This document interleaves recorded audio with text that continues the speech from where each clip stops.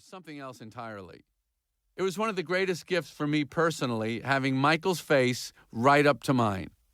It was that place that Michael and I always dreamed of being, a golden comedy heaven. I guess there were other events in my life and in the world that took place between 1989 and 1998, but it's all faded and dim in my mind. It was Larry, Jason, Julia, and Michael. We hung on tight as we could for as long as we could.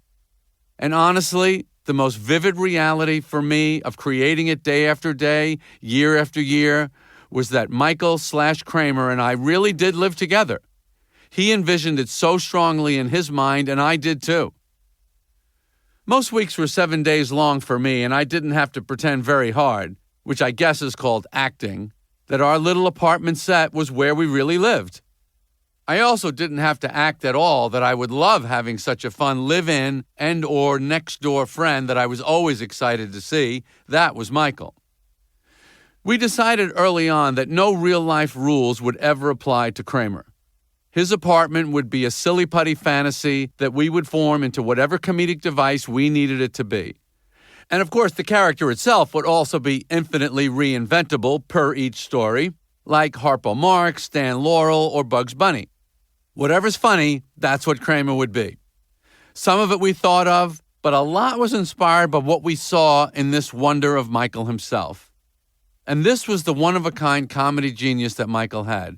Only he could soar, dip, and dive so easily with this freedom. I know Michael tortured himself to make this happen 180 times in a row over a decade, but I know it was why he was born. I would tease him about it and laugh at the twists and contortions that he would put himself through mentally and physically to do it, but it was really just part of the fun and pain of doing comedy. It was when we locked eyes in that apartment set that I knew I was in the best cult ever. Two insane lunatics spinning in an out-of-control comedy universe. And it was when I felt the spin rate start to slow ever so slightly that I knew we had to get out. This was all way, way too much magic to turn into a transaction for profit enterprise. Not going to end it on that note.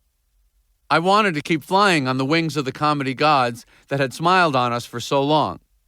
Obviously, all the ingredients were fabulous, but for me, Michael will always be the bubbles that made the drink so tickly and tingly. I'm sure you could see how often I was hanging on for dear life to keep from laughing when I was in a scene with him. Nothing ever felt as pure as just looking into Michael's eyes when we sat at the script read-throughs, when we laid down some tracks for the scene, and of course, when the red light came on and we played it for keeps. That's the show I was watching. That's my most indelible memory of doing it. And that's why I feel Michael and I will always be at the end of the hall, living right next to each other, forever. To my family. Introduction. The hair. We're on a break, and Jerry comes over to me during rehearsal early in the 3rd season of Seinfeld. During these brief lulls, we usually lounge around in his apartment set. We make ourselves at home. In a way, we are home. For all the time we spend in this soundstage, 5 days, 45 hours a week, the set has become our home. Jerry is shaking his head slightly. "Michael," he says, with a slightly bemused grin that makes him appear as if he's listening to a joke in his head before he tells it. "Michael, Michael." I can't tell if there is trouble or if he is laughing to himself.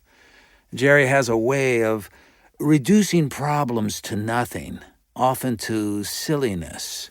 It's the not-so-secret ingredient of the show. It's also Jerry in real life. The two are often indistinguishable. Jerry can stay cool in any type of situation, to stand still and calmly assess circumstances as if it's a puzzle to figure out or some kind of word game that will eventually produce a punchline. It's an enviable quality, and I have attributed it to his having had good parenting, which he has acknowledged to me to be true. As a result, Jerry doesn't flap easily.